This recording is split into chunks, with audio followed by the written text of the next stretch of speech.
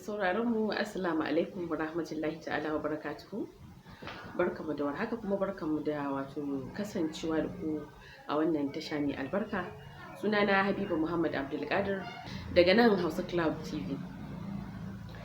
Yankin arewacin ƙasar nan ya zama tamkar sansanin ce ne na ce ko an ce ka ce da muhawara akan batutuwan da za su taɓa haifar da ɗan ido ba, musamman a ɓangaren matasa waɗanda su ne manyan gobe.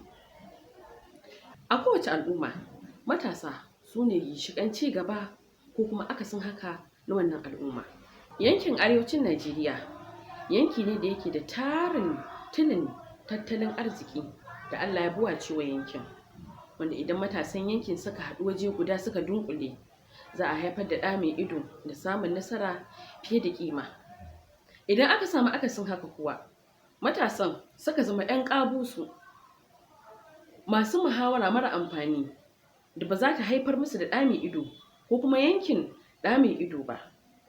Aka samu mata da ba su nutsu sun zauna a mahallin da ya dace ba, walau makaranta, gidan iyaye ko gidan miji. To haƙiƙa a iya cewa rayuwar ɗan arewa ta zama la haula wala quwwata illa billah. Wannan dai matashiya ce akan tarin tilin abubuwan da wannan tasha ta Hausa Cloud TV ta tanar, inda za mu rika tattauna a fannoni daban-daban tare kuma da masana domin lalubo bakin zaren da ya kowa. Kar dai ku manta, sunana Habiba Muhammad Abdulkadir, kuma za mu rika kasancewa da ku a wannan tasha lokaci bayan lokaci. Ku yi subscribing sannan kuma ku danna mana ƙararrawa.